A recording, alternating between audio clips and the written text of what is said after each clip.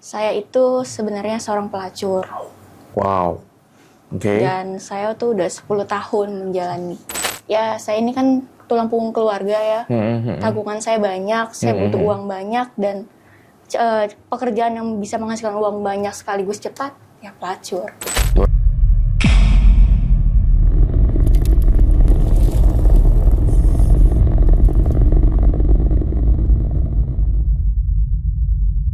Kembali hadir bersama saya Roy Kiyoshi di Benang Kehidupan, mengupas tuntas misteri kehidupan manusia. Dan tentunya hari ini juga ada yang berbeda lagi dengan partisipan saya yang ingin share cerita tentang misteri dan masalah kehidupannya. Nah, sekarang saya sudah menghadirkan Clara. Halo Clara. Halo. Salam kenal Clara. Salam Terima kenal, kasih ya saya udah. Terima kasih sebelumnya udah mampir ke Benang Kehidupan saya. Sama-sama. Ngomong-ngomong, hari ini apa yang bisa di-share buat teman-teman di luar sana berkaitan dengan Clara? Jadi di sini saya mau cerita tentang pengalaman hidup saya. Iya.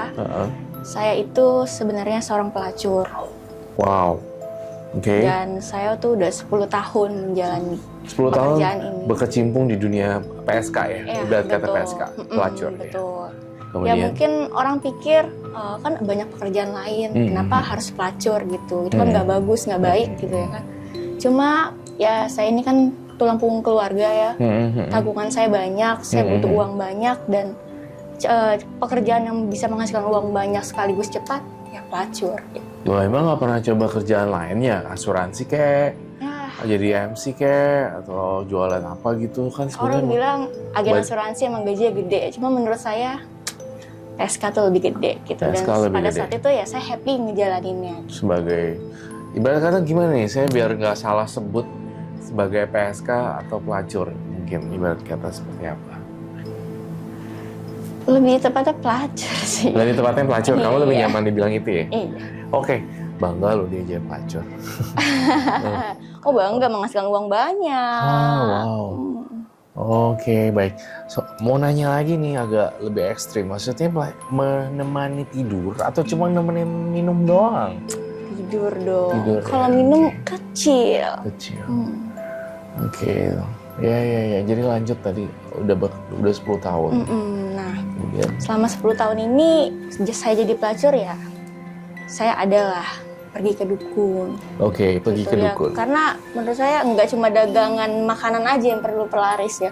Pelacur tuh juga perlu loh, gitu. Karena Supaya banyak klien. bener gitu. Saya pergi ke dukun nih, Roy, gitu. Cuma selama 10 tahun saya kerja sebagai pelacur, saya pernah kebobolan. Gitu. Kebobolan Saya artinya udah hamil, hamil. tiba-tiba kebobolan. Iya, hamil. Tapi ya keguguran. Dan ya saya sebagai seorang perempuan ya meskipun saya pelacur pun saya juga sedih gitu.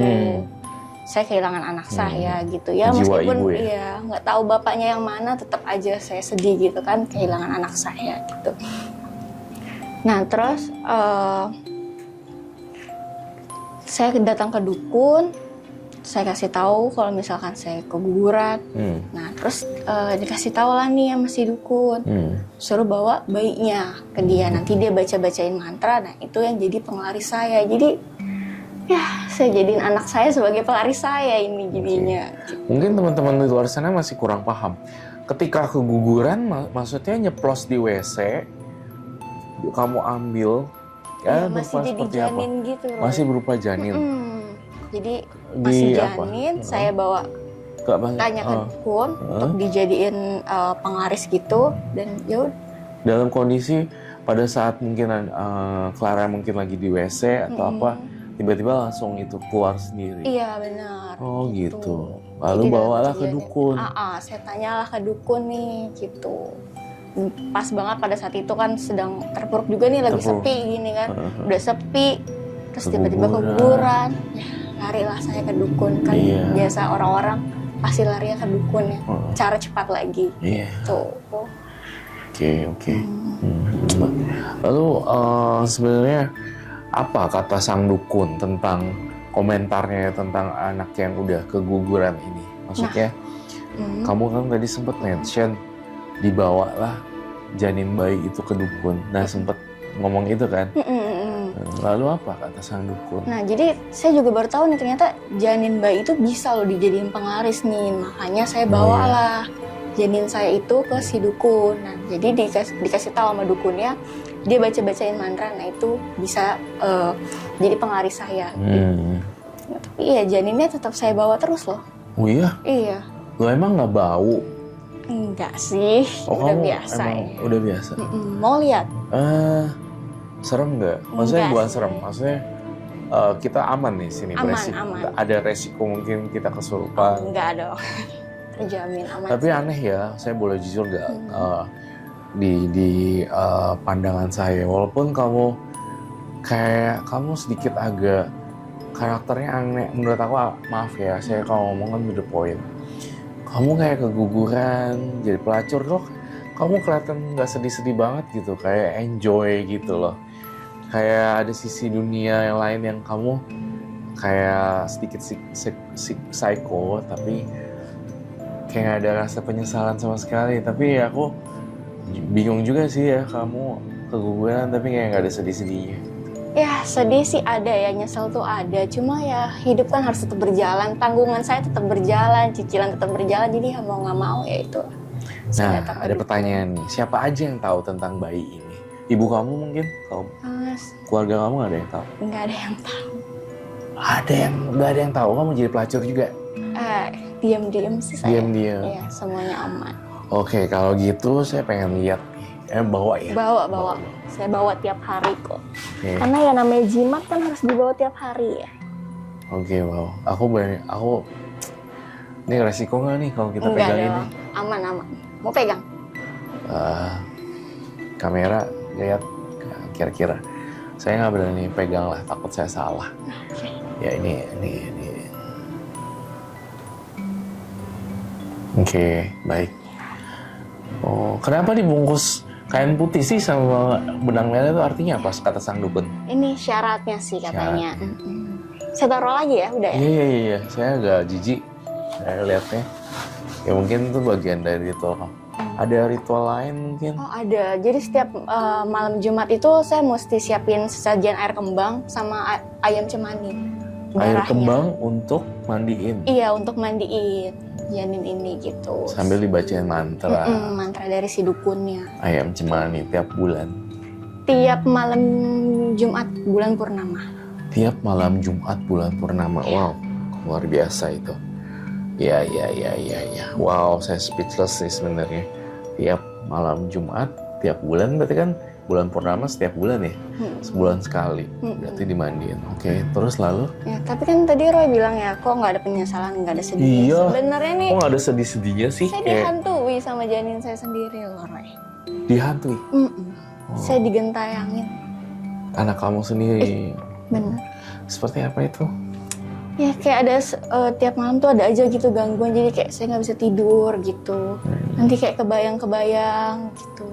Muncul. Kayak ada yang manggil-manggil saya gitu. Jadi kayak dibuat gak tenang gitu jadinya. Di dalam mimpi? Iya, di dalam mimpi. Jadi ya tidur saya jadi kurang gitu. Jadi malah sekarang tuh kepikiran. Awal-awal sih gak kenapa-napa, cuma makin kesini kok makin ngerasa ada yang aneh gitu. Oke, baik. Ya, cuma kan saya udah 10 tahun ya begini dan gak mungkin juga saya selamanya bakal kayak gini. Saya juga masih muda, umur saya masih bisa panjang gitu. Kira-kira tuh dari Roy ada gak sih solusi nih? Saya kan mau berubah gitu, mau berubah hidup.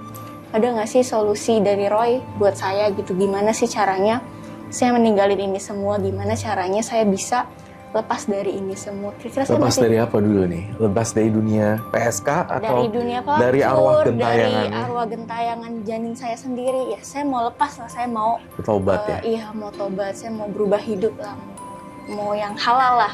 Selama ini saya menjalani yang gak halal sampai saya digentayangin sama anak saya sendiri gitu.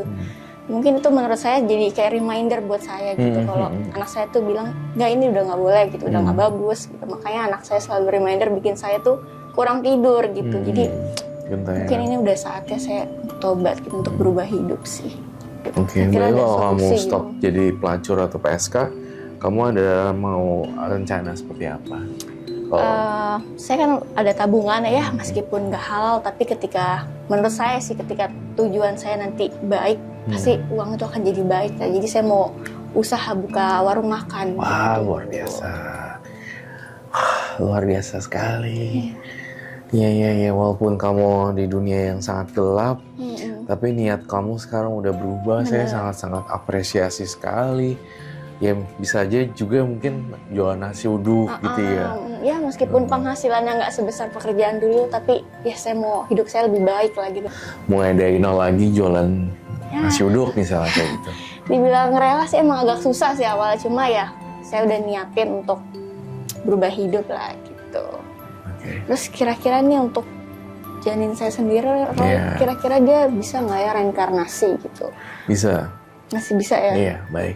Tentang berkaitan dengan janin, saya sih berharapnya kamu bisa menguburkan janin bayi kamu itu secara layak. Karena memang meninggal secara keguguran mungkin tidak wajar ya. Di luar nalar pikiran kita juga dan di luar dugaan bahwa kita sebenarnya kehilangan sosok yang kita sayang.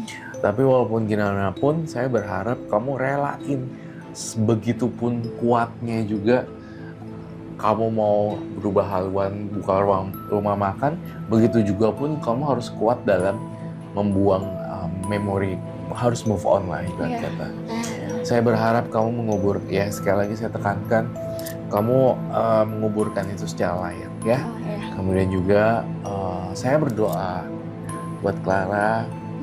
Saya senang banget walaupun kamu belum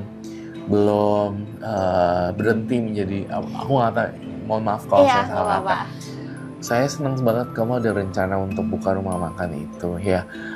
Bisa jadi seperti ini ya, buka rumah makan, terus pegawai-pegawainya tuh dari teman-teman PSK kamu yang pengen tobat. Jadi ya nggak sih? Bisa kayak gitu ya. Iya nggak sih? Nggak ada yang tahu. Nggak ada yang tahu kan? Nanti saya bisa jadi ajakin. Kamu bosnya, terus kamu ngajakin teman-teman PSK kamu, dia jangan berhenti, lu jadi pegawai gua aja, jualan nasi uduk kek, ayam kremes kek, itu kan butuh banyak pegawai kan, dan itu Benar-benar. kamu ngajakin mereka untuk kerja bareng dan mereka otomatis kayak udah berhenti dari dunia malam mereka gitu kan.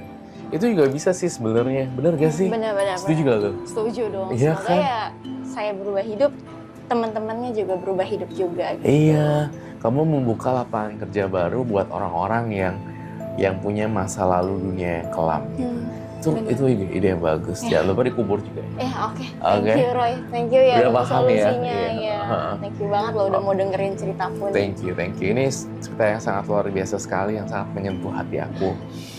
Benang merah yang aku tarik nih, walaupun sejelek-jeleknya elu kerja dunia malam, gue ngerasa gue narik kayak kehidupan gini ya. Tim juga di sini mungkin tahu ya, kayak wah, naluri ibu kayak luar biasa gitu.